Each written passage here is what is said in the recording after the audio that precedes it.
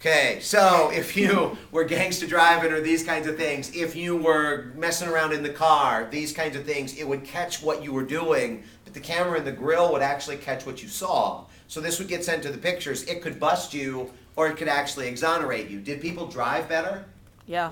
Yeah, they did. And I think the number was high 80s, like 87, 86. I'll go with that. It was really, really high 80s that as far as at the end of the year, the percentage drop in terms of the number of these emails that were going back to their parents. So they were driving better. So you got a freedom issue here. Because some people say, hey, when I get in my car, this is my property, you can't watch me.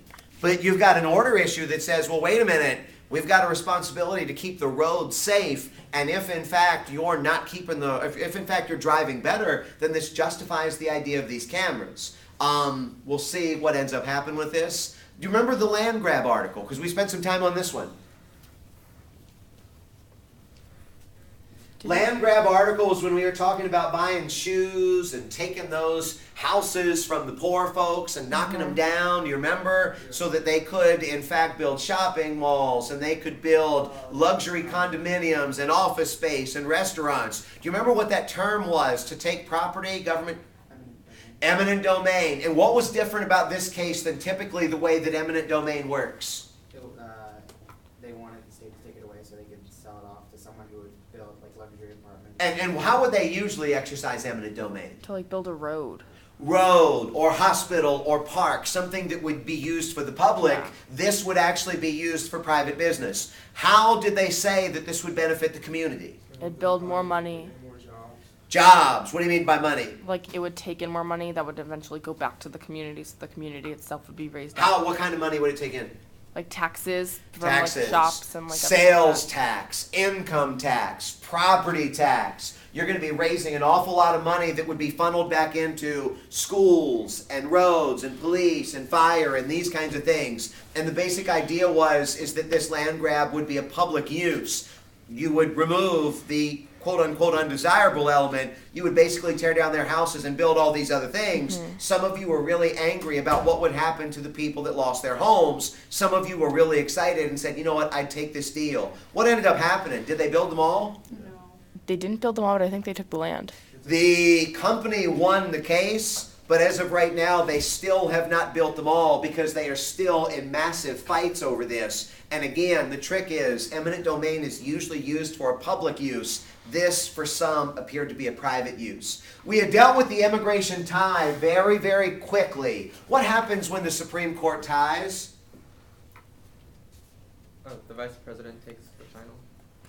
The vice president. I don't believe we've mentioned the vice president yet. The previous court takes the ruling of the previous court stands, I guess. Say again. The ruling of the previous court. The ruling of the highest lower court stands. And yes, you're right. The vice president breaks the ties in the Senate. But in this instance, we're talking about the Supreme Court. And if there is a tie, the highest lower court ruling stands. And then the other piece to this is they're going to want another court case to come to the Supreme Court when they get that ninth member so that they can hear it again. Social media, if you remember, this was actually dealing about the guy with the rap lyrics who was actually accusing his ex-wife or actually accusing his wife while she was in the process of becoming his ex-wife with divorce. Take a good look at that because ultimately, did he win or lose the case?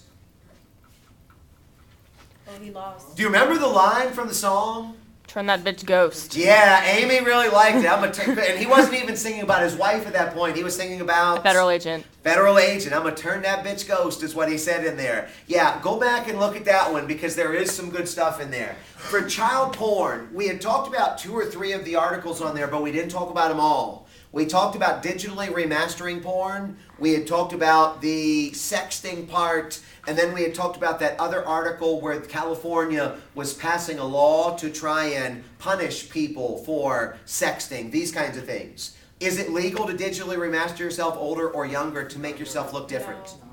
It was not. And the idea was that if you digitally remastered yourself to look younger, well, then people might really think you were younger, which could have detrimental effects. So no, that's not legal.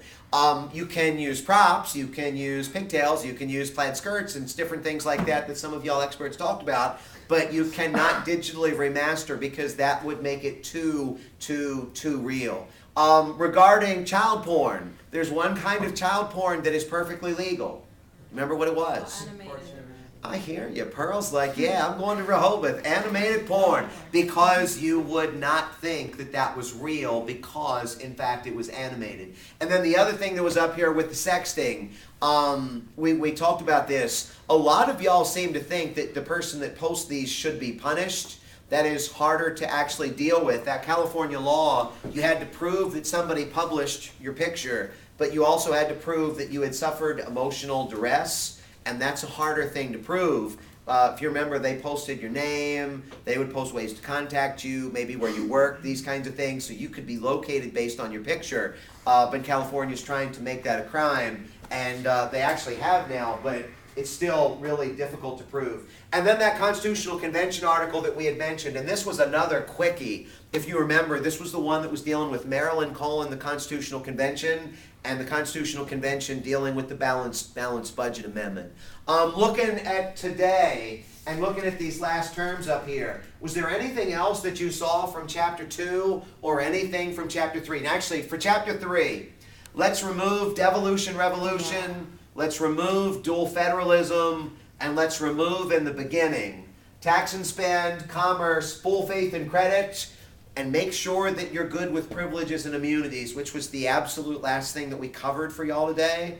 Privileges and immunities, and that was the unemployment benefits case. Okay, yeah. So make sure that you're good with these powers. Make sure that you're good with these examples. And if you're in the other class, we're going to get y'all tomorrow. We're going to get y'all tomorrow with those. Yes? Which ones were we taking out? Take out devolution, revolution, dual federalism, and in the beginning. And But we y'all... do have ideology. And I said that at the very beginning that we would remove ideology, so don't worry about those. I'll give you all the belief quiz later. Okay. I'll give you all the belief quiz later. Have y'all got any questions about anything else from Chapter 2? No. Anything at all? So we do have to give examples for the commerce power and tax. Yeah, and remember today when we talked about commerce, we talked about child labor, we talked about guns, we talked about the Greyhound buses, we talked about prostitution, we talked about soap.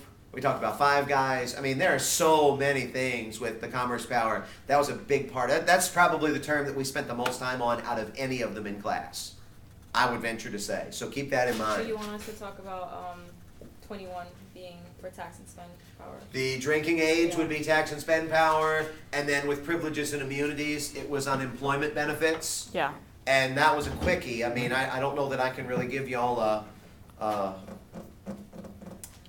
essay question on that one, but I could give you a multiple choice question on that one.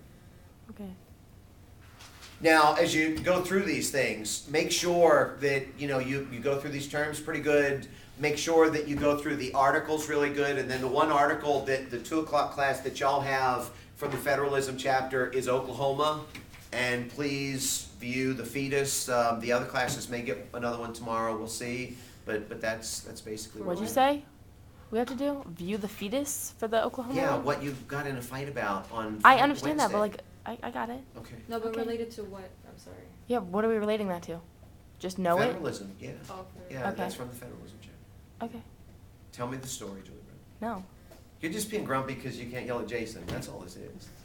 Any other questions that y'all have? Yes. What's the structure of the exam gonna be like? The exam is going to be multiple choice and short answer. If you're in the hour and 15-minute class, you'll probably have a little bit more writing because you literally have more time.